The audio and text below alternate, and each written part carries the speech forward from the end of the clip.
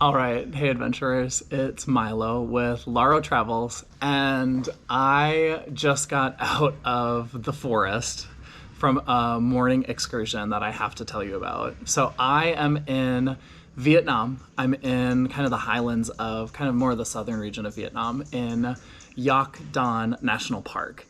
And the reason why I came to Yok Don National Park is because they have the only ethical elephant tourism operation in the entire country of Vietnam.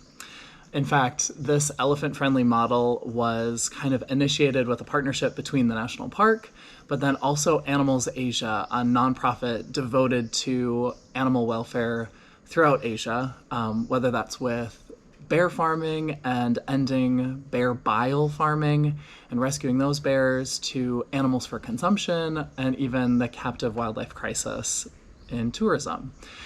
But what's so interesting about this model is not only is it ethical, but it's also tourism facing, meaning it's encouraging guests from local communities, but then also international tourists to come and experience the elephants out in the national park in their natural habitat. And probably one of my favorite parts about it is Yok Don National Park is truly a natural habitat because there is a wild population of Asian elephants in the park. There's about 70 of them that live here naturally. They're very secretive though and very, very deep in the park. So as far as seeing them as a tourist, it's almost impossible. But there are currently, as of right now in my visit in 2022, the end of the year, there are 8 captive elephants that are managed here in the park. Now I say captive loosely because they are managed in a very semi-wild manner. In other words, they spend their entire days in the park, in the forests, munching on bamboo, all the healthy vegetation, whether they're bathing in the river or wallowing in a mud wallow. I mean, these elephants decide what they do and where they go whenever they want to. The reason why they're still considered captive is they're followed and escorted by their individual handlers, their mahouts. And the reason for that is Yok Don National Park is a big space, but it's also does have boundaries, and outside of the boundaries there are agricultural lands, and to reduce any risk of human-wildlife conflict, the elephants are monitored during the day, and then they are tethered at night when they cannot be supervised. Which to many would be kind of an ethical challenge. Obviously being chained on a very long, I think it's a 40-meter chain overnight. Think of it like a long chain leash for one of their legs. A lot of people would grapple with that and whether that's ethical or not. And I think it's been really interesting for me to be here for a number of days and really see that in action and being able to see the autonomy and freedom these elephants have and the small price of paying that overnight allows them to eat as a normal wild elephant would eat, explore, and really move about the forest as they're intended to. So being here at Yok Don National Park and seeing the work that Animals Asia has done to create this elephant-friendly tourism model has really been spectacular.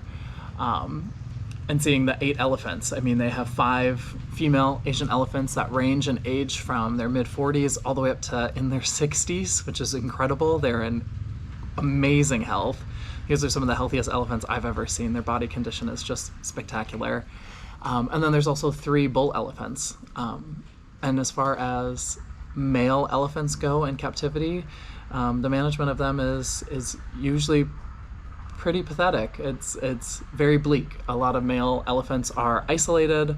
They're kept in very cramped quarters. They're larger, they're more dangerous, and they just don't seem to get the care that they deserve.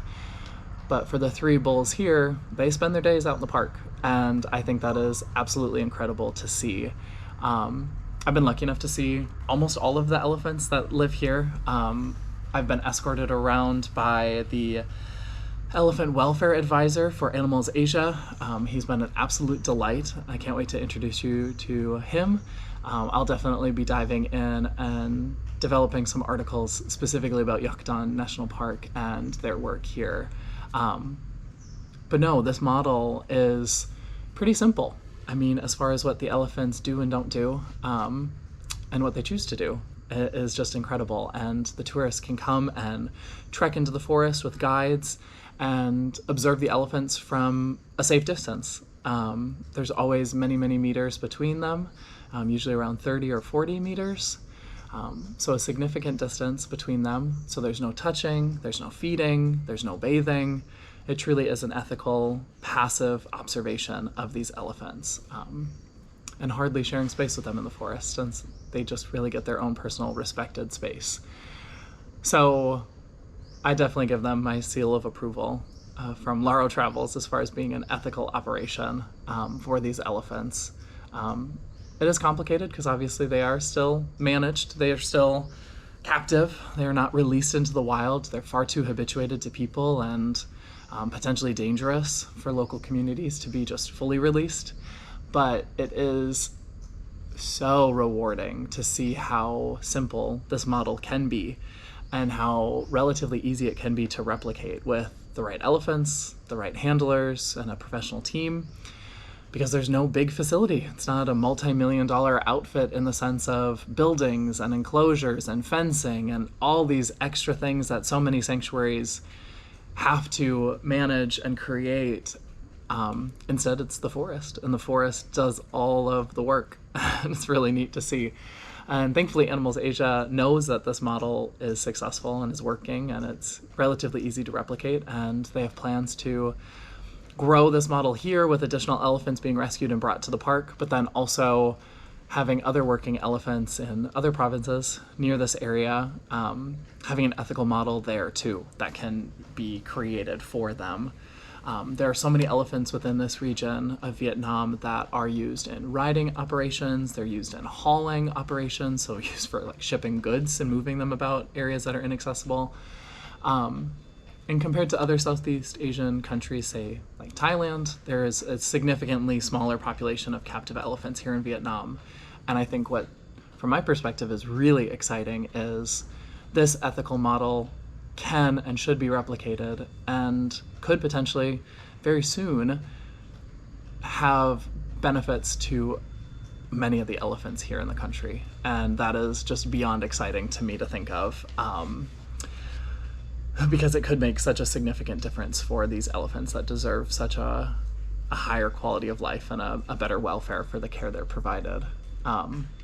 So I am on cloud nine, and I thought I would record this quick while I am just on such a high, fresh out of the jungle. I'm soaking wet. It rained while we were out watching the elephants, and it was absolutely worth it. So I cannot wait to share more.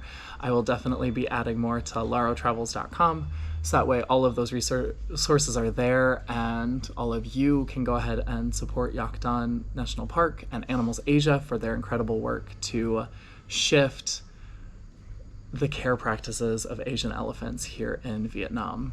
And I am such a cheerleader now for this program and for programs like this, for an elephant-friendly tourism model. We can definitely shift the industry with our dollars and our attention, and even just seeing the other tourists come to the park while I've been here. It's so neat to see that shift in action, because where you spend your money, it does matter, and it's all about supply and demand. So let's shift to the demand to ethical practices that support wildlife and treat them with respect, just like they're doing with these elephants here in Yok Don. So I can't wait to dive more into this topic with all of you, and I hope all the resources are so helpful, so that way you can continue to journey for wildlife and support animals like these incredible elephants here in Vietnam.